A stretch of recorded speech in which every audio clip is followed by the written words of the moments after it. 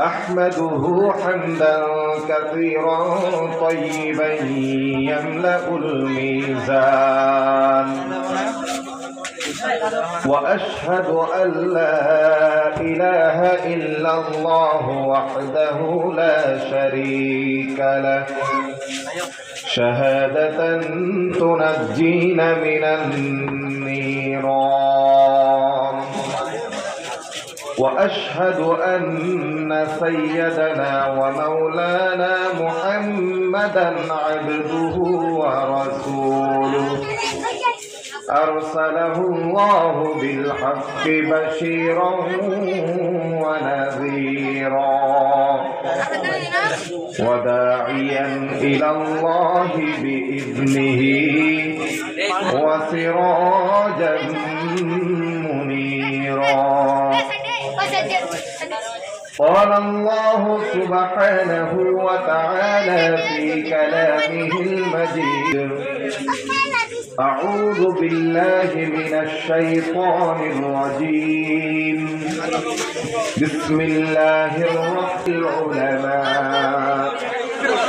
إن الله عزيز غفور.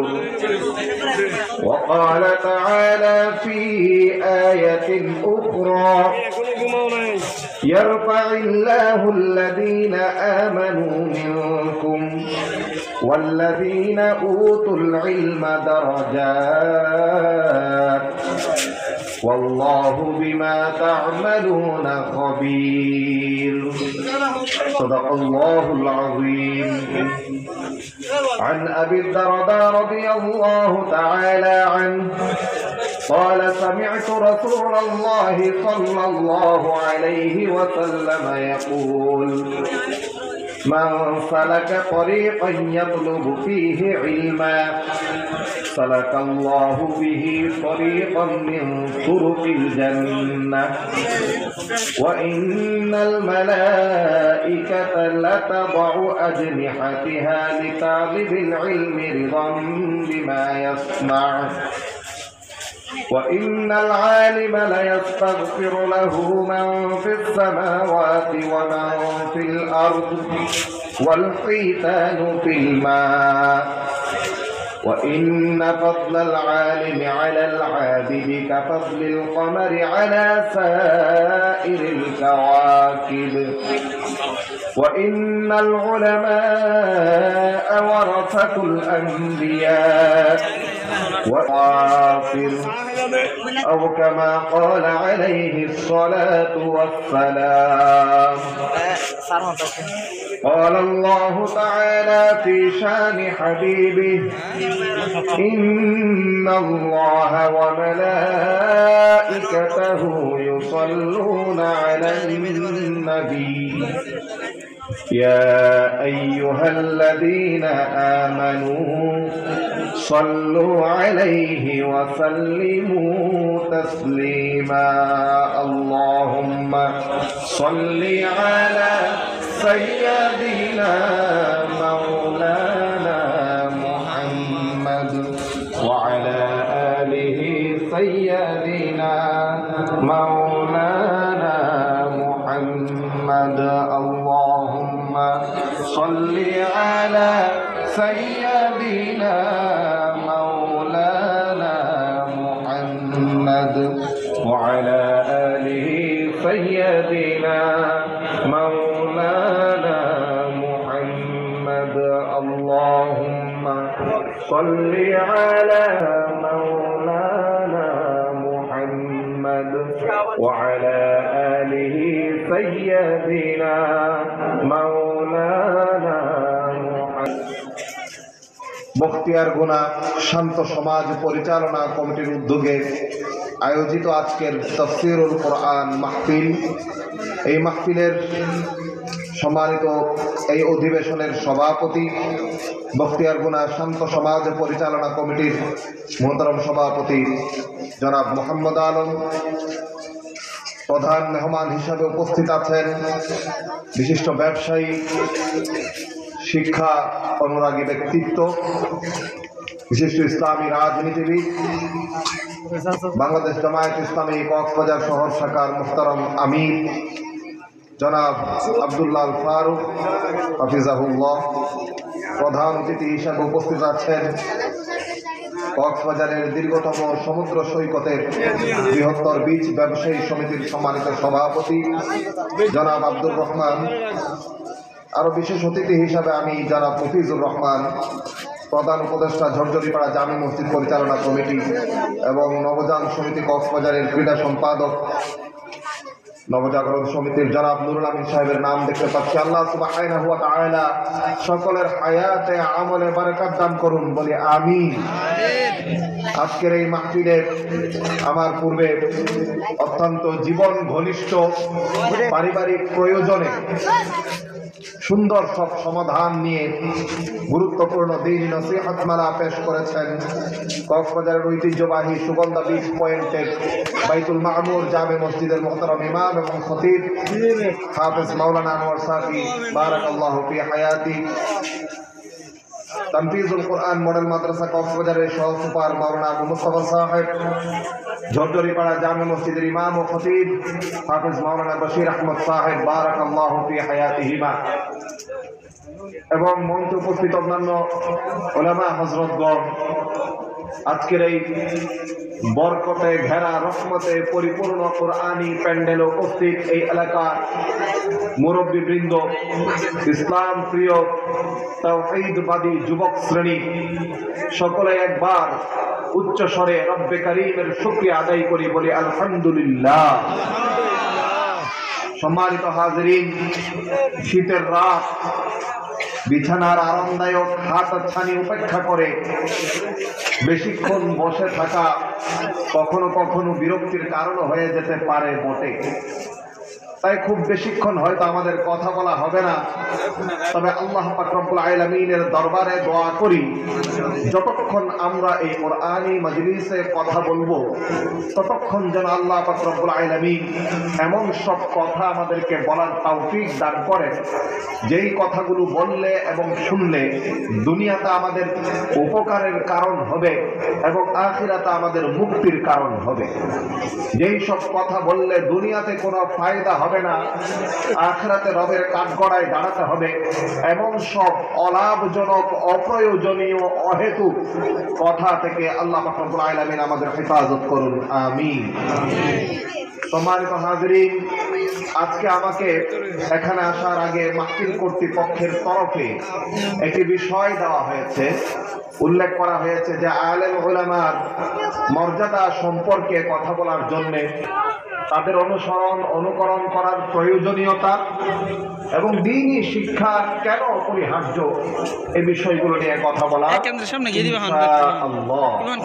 ওয়া মা তাওফীকি ইল্লা বিল্লাহ আলাইহি তাওয়াক্কালতু ওয়া ইলাইহি উনীব সুবহানাকা লা ইলমা লানা ইল্লা মা 'আল্লামতানা ইন্নাকা আনতাল আলীমুল হাকীম রব্বি ইশরাহ লি সাদরি ওয়া ইয়াসসির লি আমরি ওয়াহলুল 'উকদাতাম মিন লিসানি ইয়াফকাহু কওলি রব্বি ইয়াসসির ওয়া লা তু'আসসির ওয়া তাম্মিম বিল খায়র আল্লাহুম্মা রব্বি জিদনি ইলমান নাফিআ।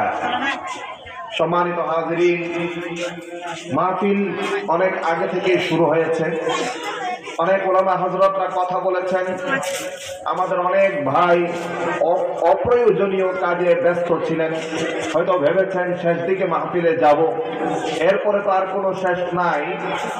এজন্য আমি আপনাদেরকে অনুরোধ করব অন্তত এই সময়ে হলেও আমাদের রহমতে ঘেরা এই বরকত দিয়ে পরিপূর্ণ কোরআনী প্যান্ডেলে চলে আসুন, এই আয়োজনে শরীক হয়ে যান। হতে পারে আজকের এই মাহফিল কাল কিয়ামতের ময়দানে, হাসরের ময়দানে আপনার নাজাতের উসিলা হয়ে যাবে ইনশাআল্লাহ। এজন্য এই এলাকার সমস্ত যুবক তরুণ ভাইদের, সক্ষম পুরুষদের অনুরোধ জানাবো তারা যেন আমাদের আজকের এই মাহফিলের প্যান্ডেলে চলে আসেন। মা বোনেরা যাদের হাতের কাজ শেষ, যতটুকু পর্যন্ত সাউন্ড সিস্টেমের মাধ্যমে আমাদের এই মাইকের এই মাহফিলের মাধ্যমে আমাদের জিন্দেগিতে, আমাদের হায়াতে, আমাদের ইলমে, আমাদের রিজিকে বরকত দান করবেন বলি আমিন। সম্মানিত হাজিরিন, সময় যেহেতু অল্প, তাই আমরা কথা না বাড়িয়ে আমাদের আলোচনার মূল পর্বে চলে যাই। আজকে যেভাবে বলেছিলাম যে আলেমদের পরিচয়, মর্যাদা, আলেমদের সম্মান, এই বিষয়গুলো নিয়ে কথা বলার জন্য আমাকে জানানো হয়েছে। সেই জায়গা থেকে কোনো ধরনের ভূমিকা ছাড়াই আমার প্রথম একটি প্রশ্ন, সেটি হচ্ছে আমরা আলিম কাকে বলবো? খুব ভালো করে বুঝবেন, আমরা আলেম কাকে বলবো, এটি হচ্ছে প্রথম প্রশ্ন। আল্লাহ মাফ করুন, আলেম কাকে বলবো, কে আলেম, এই ব্যাপারে যদি আমাদের সঠিক ধারণা, জানাশোনা না থাকে, তাহলে পরিস্থিতি এমন পর্যায়ে গিয়ে দাঁড়াবে, মনে করছি তিনি আদতেই আলেম নন। তার কথা মানতে গিয়ে অনেক সময় দেখা যাবে আমি ইসলামের সত্যিকারের পথ থেকে বিচ্যুত হয়ে যাচ্ছি। এজন্য আমাদের আগে জানা দরকার আলেম কে। কথা বুঝাতে পারলাম? সমান কথা। আলিম শব্দের শাব্দিক যে অর্থ, সেটি হলো জ্ঞানী, জ্ঞানের ধারক, জ্ঞানের বাহক। যিনি জ্ঞান ধারণ করেন, জ্ঞান বহন করেন, সাধারণ অর্থে ওই জ্ঞানী ব্যক্তিকে আমরা আলেম বলতে পারি। এটি হচ্ছে খুব সিম্পল একটা মিনিং, খুব সাধারণ একটি অর্থ। কিন্তু সংজ্ঞায় যদি যায় যে কাকে আমরা আলেম বলবো, তাহলে সেক্ষেত্রে আমরা দেখতে পাই সাধারণত যারা ইসলাম এবং শরীয়তের বিধিবিধানের ব্যাপারে, ইসলামের মৌলিক জ্ঞান, শরীয়তের বিধিবিধানের ব্যাপারে দালিলিক জ্ঞান রাখেন। কারো কাছে যখন আপনি শরীয়তের কোনো একটি বিধানের ব্যাপারে জিজ্ঞাসা করবেন, সে যখন আপনাকে কোরআন এবং হাদিস থেকে দলিল দিয়ে দেখাতে, জানাতে, বোঝাতে পারবে শরীয়তের বিধানটি এইরকম এইরকম এইরকম এইভাবে পালন করতে হয়, এক নম্বর বৈশিষ্ট্য। দুই নম্বর বৈশিষ্ট্য, যে ব্যক্তি আপনাকে শরীয়তের দালিলিক বিধান দেখাচ্ছেন, তিনি নিজে সেই বিধান মানবেন। তিন নম্বর বৈশিষ্ট্য, তিনি সেই বিধান মানবেন কেবল আল্লাহকে রাজি খুশি করার জন্য, কোন মানুষকে দেখিয়ে বাহবা পাওয়ার জন্য নয়। চার নম্বর বৈশিষ্ট্য, যে ইলমের ভিত্তিতে তিনি শরীয়তের দালিলিক জ্ঞান দিচ্ছেন, সেই ইলমের সিলসিলা তিনি অমুকের কাছ থেকে শিখেছেন, তিনি অমুকের কাছ থেকে শিখেছেন, তার উস্তাদ অমুক, এইভাবে যেতে যেতে ওই আলেমের শিক্ষাগত সনদ মুহাম্মদুর রাসূলুল্লাহ সাল্লাল্লাহু আলাইহি ওয়াসাল্লাম পর্যন্ত গিয়ে পৌঁছাবে, তাকে বলা হয় আলিম। আমি আমার উস্তাদ অমুক, তার উস্তাদ অমুক, তার উস্তাদ অমুক, এইভাবে এই উস্তাদের সিলসিলা কতটুকু যাবে?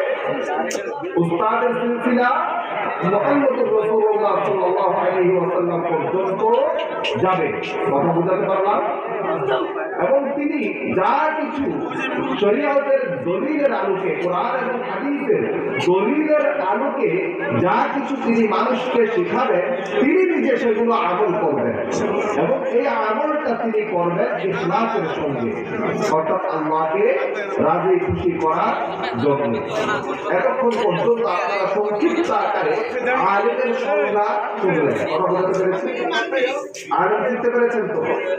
আলেমের ভেতরে ইলমের অহংকার থাকবে না, ভালো করে বুঝবেন। আলেমের ভেতরে ইলমের অহংকার থাকবে না। উম্মতের প্রতি তার দরদ থাকবে, মুখবর্তী দরদ থাকবে, যে আল্লাহ আমাকে যে ইলম দিয়েছেন, এই ইলমের মাধ্যমে আমি উম্মতের উপকার করব, এই মর্মানসিকতা তার ভেতরে থাকবে। তিনি কাউকে ইলম বঞ্চিত করবেন না। কেউ যদি তার কাছে কোন শরীয়তের সমাধানের জন্য যায়, তিনি মুখ ফিরিয়ে নেবেন না। শরীয়তের কোন ইলম, ইসলামের কোন জ্ঞানকে তিনি সাধারণ মানুষের কাছ থেকে গোপন করবেন না। আলেমের সংজ্ঞাগুলো বুঝতে পারতেছেন? হ্যাঁ, কোরআন এবং হাদিস থেকে দলিল দিয়ে তিনি মানুষকে ইসলামের জ্ঞান, বিধিবিধান শেখাবেন। সেই বিধিবিধান তিনি নিজে মানবেন, তা মানবেন কেবলমাত্র আল্লাহকে রাজি খুশি করার জন্য। তার ইলম শিক্ষার সরাজ মুহাম্মদুর রাসূলুল্লাহ সাল্লাল্লাহু আলাইহি ওয়াসাল্লাম পর্যন্ত পৌঁছাবে। ইলমের অহংকার অহংকার তার ভেতরে থাকবে না।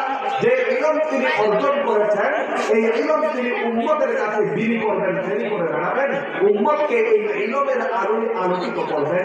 কেউ যদি তার কাছে শরীয়তের কোনো বিধিবিধান জ্ঞান শিখতে আসে, তিনি মুখ ফিরিয়ে নেবেন না, ওই উম্মতকে ইলম বঞ্চিত করবেন না। কথা বোঝাতে পারবেন?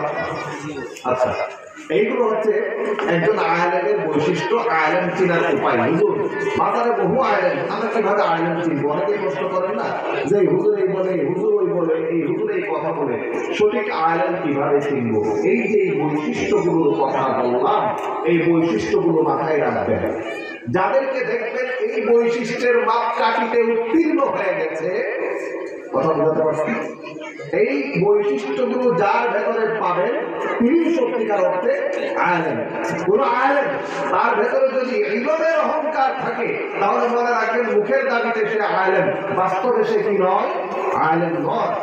কোন আলিম উম্মতের প্রতি যদি তার দরদ না থাকে, উম্মত যদি তার কাছে কোনো কিছু জানতে, বুঝতে, শিখতে চায়, সে যদি মুখ ফিরিয়ে নেয়, ইসলামের জ্ঞান যদি উম্মতের কাছ থেকে গোপন করে দুনিয়াবি স্বার্থ হাসিলের জন্য, বুঝবেন সে সত্যিকার অর্থে আলেম নয়।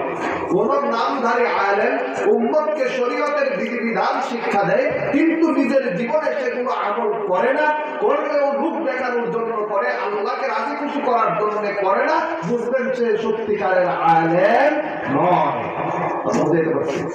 এবার আসেন কোরআন মাজিদ থেকে আমরা একটু শুনে নেই সত্যিকারের আলেমকে। সূরাতুল ফাতির, সূরাতুল ফাতিরের 28 নম্বর আয়াত। আল্লাহ রাব্বুল আলামিন এই আয়াতে আলেমদের একটি অনন্য বৈশিষ্ট্যের কথা তুলে ধরেছেন, যার কারণে এই আয়াতটি পড়লে আমরা এই কথাটি বলতে পারি, একজন আলেমের ন্যূনতম এই আয়াতের শর্ত পূরণ করতে হবে।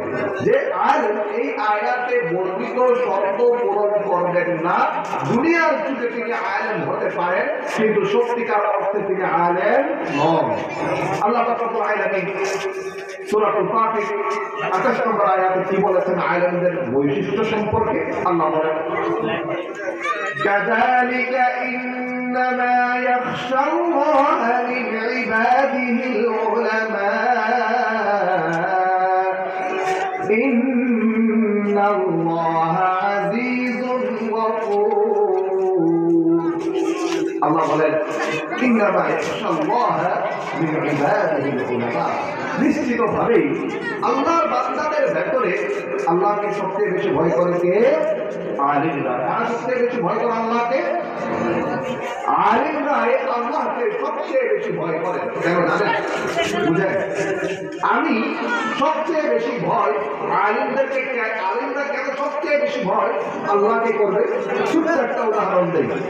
আপনারা দেখবেন বাংলাদেশে একজন টপ টেরর সন্ত্রাসী, সে তো কাউকে ভয় পায় না, তার দাপট এত বেশি, তার অপরাধের রেকর্ড এত বেশি, ক্ষেত্র বিশেষে পুলিশ উল্টা তাকে ভয় পায়। এরকম অনেক টপ টেরর সন্ত্রাসী আছে, একটা, দুইটা, পাঁচটা, 10টা, 20টা মামলা খেয়ে গেল। মামলা খাওয়ার পর এখন আমাদের ভাষায় বলি যে ক্রস ফায়ারে পড়ার হুমকিতে আছে, গ্রেফতারে খুঁজতেছে। এই অবস্থায় সে কি করে? কোন রকম গলা কাটা, পাসপোর্ট, ভিসা কিছু একটা লাগাইয়া সে সোজা দুবাই চলে যায়। কোথায় চলে যায়? দুবাই চলে যায়। সেখানে চলে গিয়ে আবার দুবাই থেকে বাংলাদেশের অপরাধ জগতের কন্ট্রোল করে। আসলে অনেকেই একটা একাধিক মালয়েশিয়ায় চলে যায়, অথবা কোথায় চলে যায়? দুবাই চলে যায়। সেই দেশে গিয়ে সেখান থেকে এখানে কি করে? অপরাধ নিয়ন্ত্রণ করে, কন্ট্রোল করে, অমুকের কাছে চাঁদা, অমুকের মারো। আচ্ছা, এই যে লোকটা, যেই লোকটা বাংলাদেশের টপ টেরর, সবচেয়ে বড় সন্ত্রাসী, বাংলাদেশে এর চেয়ে বেশি আইন কানুন ভঙ্গ করে এখন আর কেউ নাই, সব আইন সে ভেঙে ফেলে। এই লোকটা দুবাই যাওয়ার পরে দেখবেন দুবাইতে তার চেয়ে বড় বিপদ হচ্ছে আর কেউ নাই। দুবাইয়ের কোনো ট্রাফিক আইন সে ভঙ্গ করে না, দুবাইয়ে গিয়ে সে কখনো চুরি করে না, দুবাইয়ে গিয়ে সে কখনো ডাকাতি করে না, দুবাইয়ের কোনো আইন কানুন সে ভঙ্গ করে না। তার যত অপরাধ সব কোথায়? বাংলাদেশে। বাইরের ব্যাপার কি? আমরা তো একটা কথা জানি বাংলা ভাষায় যে ঢেকি স্বর্গে গেলেও ধান ভাঙে, ঢেকি স্বর্গে গেলেও ধান ভাঙে। তার চরিত্র খারাপ, সে যেখানেই যাক না কেন সেখানেই তো সে খারাপ কাজটাই করবে, এটা আমরা বলি। তো যেই লোক বাংলাদেশে সবচেয়ে বড় সন্ত্রাসী, সবচেয়ে বেশি আইন কানুন ভঙ্গ করে দুবাই গিয়ে এসে এখন সিটি সার্ভ হয়ে গেল, ব্যাপারটা কি?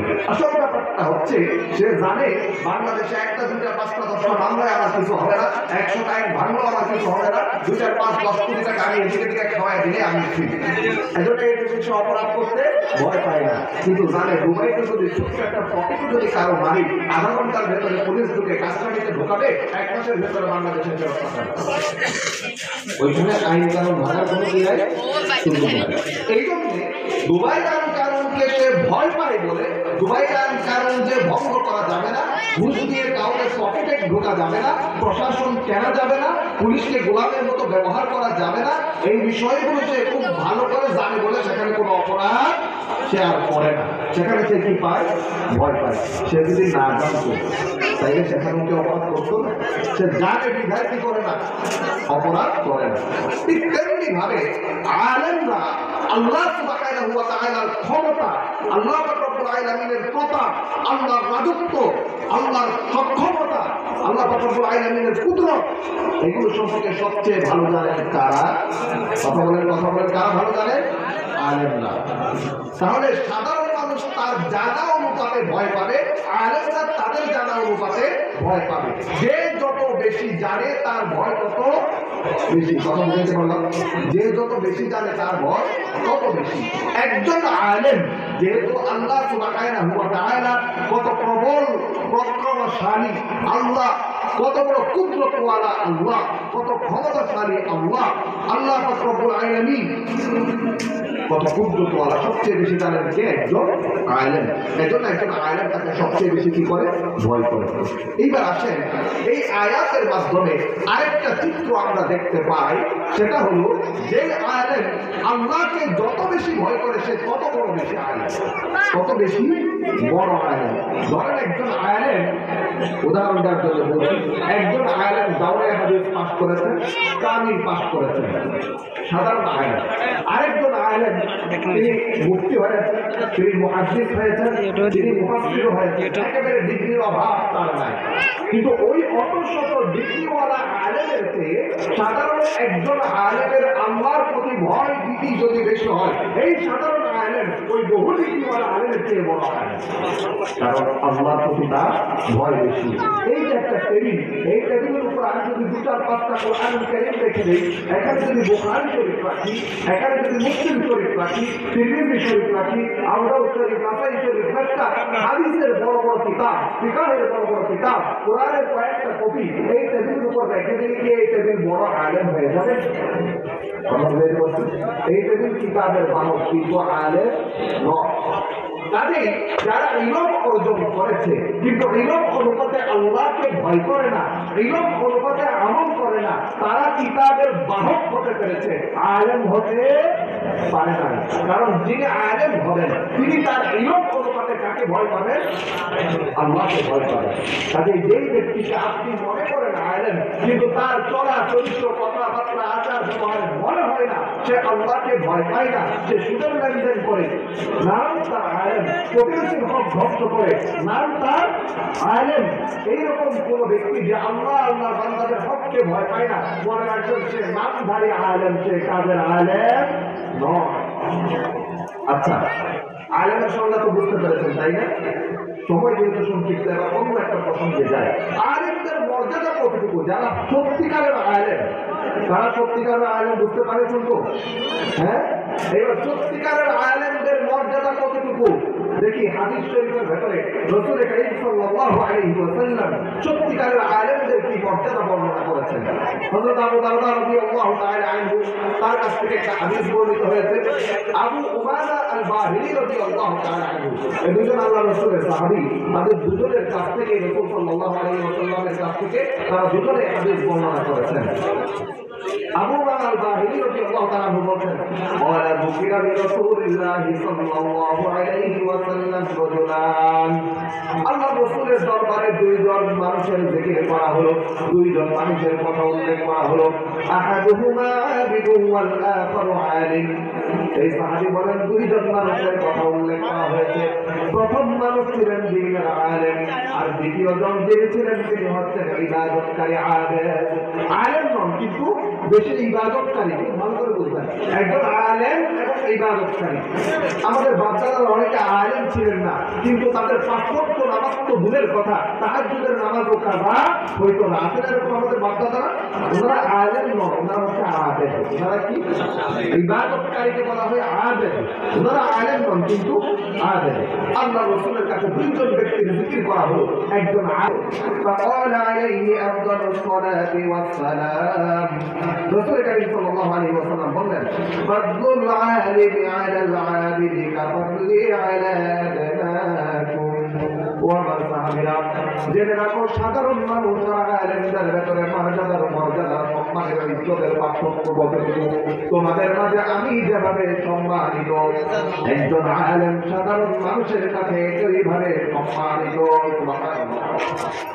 আল্লাহ রাসূল বলেন, আমি যেভাবে তোমাদের কাছে সম্মানিত, একজন আলেম সাধারণ মানুষের মাঝে সেইভাবে সম্মানিত। হযরত আবু দারদা রাদিয়াল্লাহু তাআলা আনহু হাদিসের ভিতরে বলেন, আল্লাহ রাসূল বলেছেন, মান সালাকা তারিকান ইয়াবতাগি ফীহি ইলমা সালাকাল্লাহু বিহি তারিকান তুরুমিন তুরুকিল জান্নাহ। আল্লাহ পাক রব্বুল আলামিন বলেন, কোন একজন ব্যক্তি যদি ইলম তলব করার জন্য বের হয়, কথা বলছেন কি জন্য? ইলম তলব করার জন্য কোন ব্যক্তি যদি বের হয়, আপনারা দেখেছেন না ছোটবেলায় ছোট ছোট বাচ্চারা পকেটে মুড়ি নিয়ে দোয়া নিতে যায়, কুরকানিয়াতে যায়, মক্তবে যায়, ছোট্ট ছোট্ট পা গুলো কোথায় কোথায় ঘাট শীতকালে শিশির ভেজা ঘাটের উপর দিয়ে হেঁটে হেঁটে কোথায় যায়, কুরকানিয়া মক্তবে যায়। আমি আপনি দেখি কি এই বাচ্চা ঘর থেকে বের হয়েছে, যাচ্ছে কোথায়? মক্তবে কিংবা কুরকানিয়ায়। আর আল্লাহ রাসূল বলছেন, সাল্লাল্লাহু লাহু তারিকা। তোমরা তো মনে করো এই রাস্তা শুরু হচ্ছে তার ঘর আর শেষ হচ্ছে মাকতাব। আল্লাহ রাসূল বলেন, ওই ছেলের হাঁটার শুরু হলো তার ঘর আর এই রাস্তা শেষ হলো জান্নাতুল ফিরদাউস। সুবহানাল্লাহ। সাল্লাল্লাহু লাহু তারিকান ইলাল জান্নাহ। জান্নাতের দিকে তার রাস্তাকে আল্লাহ সহজ করে দেন। সুবহানাল্লাহ। এইটা হচ্ছে এরকম আলেম এখনো হয় নাই, ইলম শিখতেছে। এই অবস্থায় তার 1 নম্বর মর্যাদা। 2 নম্বর মর্যাদা আল্লাহ রাসূল বলেন, ওয়া ইন্নাল মালাইকাতা লাতাদাউ আজনিহাতিহা লিতালিবিল ইলমি রিদান বিমা ইয়াসমা। ওই বাচ্চা যখন ইলম তলব করার জন্য যায়, আল্লাহ পাক রব্বুল আলামিন ফেরেশতাদেরকে বলেন, ও আমার ফেরেশতারা শুনো, আমাদের দেশে বড় বড় রাষ্ট্রপতি, প্রধানমন্ত্রী, বিভিন্ন দেশে গেলে একটা লাল গালিচা সংবর্ধনা দেয়, দেখেছেন? এই লাল গালিচা সংবর্ধনা পাওয়ার জন্য তাকে নির্বাচনে জিততে হয়, সরকার গঠন করতে হয়, তারপর আরেক দেশে সফরে যাইতে হয়, হ্যাঁ, তার কৃতিত্ব থাকতে হয়, তাই না? তাকে লাল গালিচা সংবর্ধনা দেয়, পায়ের নিচে একটা লাল কার্পেট বিছিয়ে দেয়, তার ইজ্জত সম্মান বোঝানোর জন্য। এই হাদিস আল্লাহ রাসূল বলেন, যারা সত্যিকার অর্থে দ্বীনের ইলম তলব করার জন্য বের হয়, তারা যখন রাস্তা দিয়ে হাঁটে, আল্লাহ রব্বুল আলামিন বলেন, ও আমার ফেরেশতা, তোমাদের ডিউটি হলো আমার ওই বান্দা হাঁটার সময় তার ইজ্জত, তার সম্মানের কারণে তার পায়ের নিচে তোমরা তোমাদের পাখাগুলোকে বিছায়া দাও। সুবহানাল্লাহ। ফেরেশতা কি বিছায়া দেয়? পাখা বিছায়া দেয়। তাহলে যে ইলমে পায়ের নিচে এখনো সে আলেম হয় নাই। খুব ভালো করে বুঝবেন, এখনো কি করতেছে?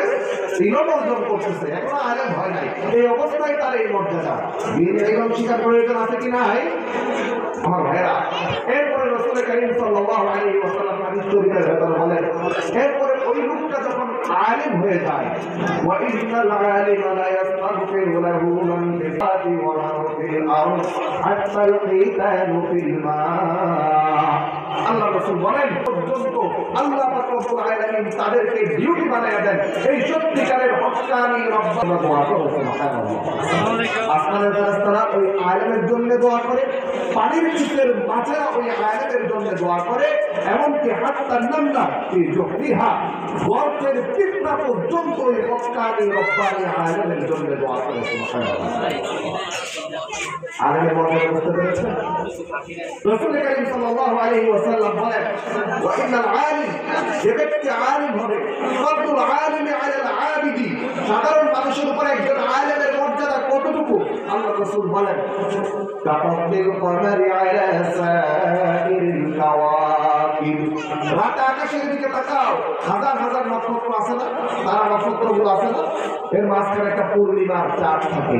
তখন ওই সকল নক্ষত্রগুলোর ভেতরে পূর্ণিমার চাঁদের যেই মর্যাদা, সাধারণ মানুষের ভেতরে একজন হক্কানি রব্বানি আলেমের এত মর্যাদা। সুবহানাল্লাহ। আমার সমাজের বুকে তারা সমাজ উপকৃত হয়। এরা যদি প্রত্যেকে সমাজের এক একটা নক্ষত্র হয়ে থাকে, একজন হক্কানি রব্বানি আলেম এই এত শত সহস্র নক্ষত্রের ভেতরে একজন সত্যিকারের আলেম, তিনি পূর্ণিমার চাঁদের মতো মর্যাদা। সুবহানাল্লাহ।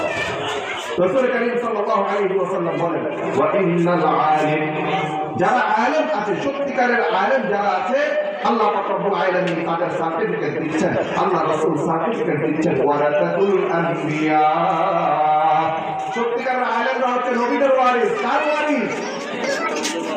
وَإِنَّ الْأَنْبِيَاءَ لَمْ يُوَرِّثُوا دِينَارًا وَلَا دِرْهَمًا।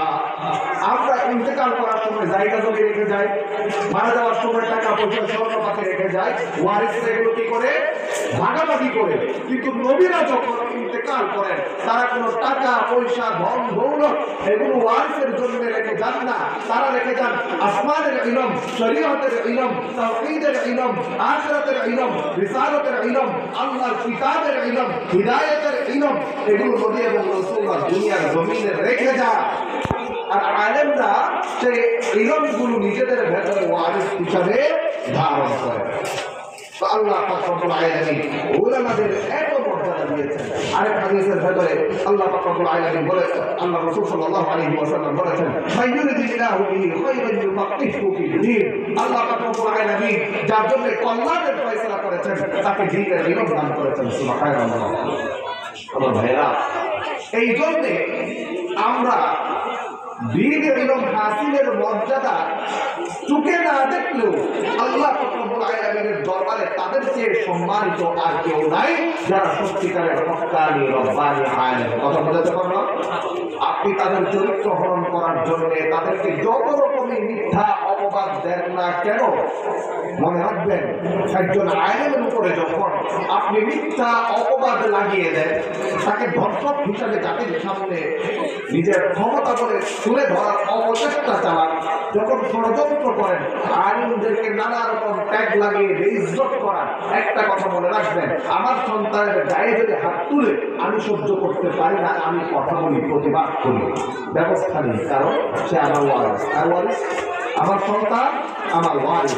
আপনারা যখন মিথ্যা অপবাদ দিয়ে আলেমদেরকে জেলের চার দেয়ালের ভেতরে বন্দী করে রাখেন, তাদেরকে ফাঁসির কাস্টে ঝুলিয়ে দেন, নবীরা কার ওয়ারিস? আলেমরা কার ওয়ারিস? ওয়ারাসাতুল আম্বিয়া। এই নবীরা কথা বলবেন আলেমদের পক্ষে কাল কিয়ামতের ময়দানে ইনশাআল্লাহ। তাকেই যারা জুলুম করেছেন, এই জুলুমের পরিণতি দুনিয়াতেও দেখবেন, আখিরাতেও দেখবেন ইনশাআল্লাহ। আমার ভাইয়েরা, এজন্য বলি আলেমদের যে মর্যাদা আল্লাহ সুবহানাহু ওয়া তাআলা দিয়েছেন, বোঝানোর জন্য আরেকটু বলি। কোরআন কারীম সম্পর্কিত একটি হাদিস আমরা সকলেই শুনেছি। রাসূল কারীম সাল্লাল্লাহু আলাইহি ওয়াসাল্লাম বলেছেন, খায়রুকুম মান তাআল্লামাল কুরআনা ওয়া আল্লামাহু ওয়া ফি রিওয়ায়াতিন উখরা ইন্না আফদালাকুম মান তাআল্লামাল কুরআনা ওয়া আল্লামাহু। সমাজে সবচেয়ে সম্মানিত ব্যক্তিকে যে ব্যক্তি নিজে কোরআন শিখে এবং অপরকে শেখায়, আমরা বলি তারা সবচেয়ে সম্মানিত ব্যক্তিত্ব। কিন্তু আমরা আমাদের চোখে তাদের সম্মান দেখি না। কথা বুঝতে পেরেছেন? আমাদের চোখে আমরা তাদের সম্মান দেখি না। সাহাবায়ে কেরামের যুগে যারা কোরআন শিখাতেন তারা কতটা সম্মানিত ছিলেন, আমি একটা উদাহরণ আপনাদের সামনে দেই, তাহলে আপনারা বুঝতে পারবেন। রাসূল কারীম সাল্লাল্লাহু আলাইহি ওয়াসাল্লাম থেকে এই হাদিসটা শুনেছেন হযরত উসমান রাদিয়াল্লাহু তাআলা আনহু। নাম শুনেছেন না? রাসূল সাল্লাল্লাহু আলাইহি ওয়াসাল্লামের দুইটা মেয়ের জামাতা, প্রথম একটা মেয়ের সঙ্গে হযরত উসমানের বিয়ে হয়েছে। ওই মেয়ে যখন ইন্তেকাল করেছেন, আল্লাহ রাসূল আরেকজন মেয়েকে তার সঙ্গে শাদী করিয়েছেন, বিয়ে দিয়েছেন। সেই মেয়েও যখন ইন্তেকাল করলো, আল্লাহ রাসূল বললেন, আমার যদি আরেকটা মেয়ে থাকতো তাকেও আমি উসমানের সঙ্গে বিয়ে দিতাম। সুবহানাল্লাহ। ইসলামের তৃতীয় খলিফা ছিলেন রাসূল কারীম সাল্লাল্লাহু আলাইহি ওয়াসাল্লামের দুই কন্যার জামাতা দিনওয়াই হযরত উসমান আল্লাহ রাসূল থেকে এই হাদিসটা শুনে বর্ণনা করেছেন। তো হযরত উসমান থেকে শুনেছেন আবু আব্দুর রহমান আস-সুলামি রাহিমাহুল্লাহ, তিনি হযরত উসমান থেকে হাদিসটা শুনেছেন। এজন্য একটা হাদিস শরীফে আপনি যদি হাদিস পড়েন সনদ দেখে এই হাদিসটা কোথা থেকে এসেছে দেখবেন আবু আব্দুর রহমান আস-সুলামি রাহমাতুল্লাহি আলাইহি নাম সেই সনদের ভেতরে আপনি পাবেন। তিনি এই হাদিসটা শুনেছেন। এই হাদিসটা শোনার পরে হযরত উসমানের কাছ থেকে শুনেছেন এই হাদিসটা। তখন থেকে শুরু করে হাজ্জাজ বিন ইউসুফের আমল পর্যন্ত তিনি মানুষকে কোরআন মাজিদ শিক্ষা দিয়েছেন। তো মানুষরা আমার কথাটা বুঝবেন, খেয়াল করবেন, শেখার আছে। হযরত উসমানের সময় থেকে হাজ্জাজ বিন ইউসুফের সময় পর্যন্ত মানুষকে কি শিক্ষা দিয়েছেন? কোরআন শিক্ষা দিয়েছেন। কথাটা শুনতে খুব সাধারণ মনে হয়। এবার আসেন আরেকটু অন্য দিকে যাই। ইবনে হাজার আসকালানী রাহিমাহুল্লাহ ইসলামের ইতিহাসে অনেক বড় একজন আলেম ছিলেন। তাকে বলা হতো মারজাউল উলামা। সকল আলেমরা ইলমের ক্ষেত্রে তার কাছে ফিরে যেত, প্রত্যাবর্তন করত। এত বড় আলেম ছিলেন ইবনে হাজার আসকালানী রাহিমাহুল্লাহ।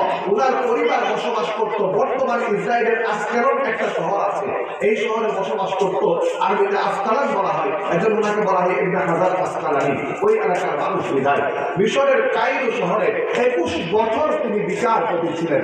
150টা কিতাব এই আলিম লিখেছেন। তার সবচেয়ে বড় গ্রহণযোগ্য বিশ্বজুড়ে খ্যাতনামা যে গ্রন্থটি সেটার নাম হলো ফাতহুল বারী। এটি বুখারী শরীফের ব্যাখ্যা গ্রন্থ। এই কিতাবটা তার লিখতে 30 বছর সময় লেগেছে। কয় বছর? 30 বছর একটা কিতাব লিখেছেন। এই কিতাবটা হচ্ছে 12 খণ্ড ফাতহুল বারী।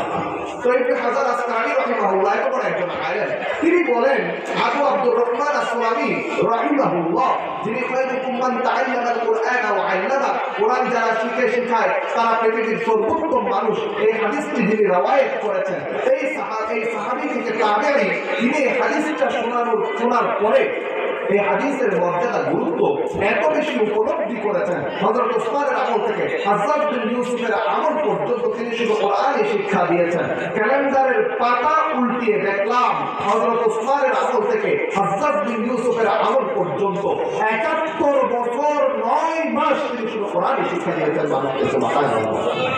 একজন মানুষ বাঁচে কয় বছর?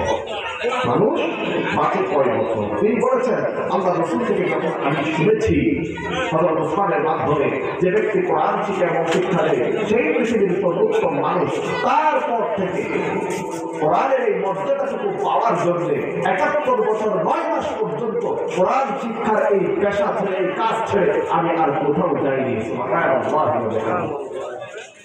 আমার ভাইয়েরা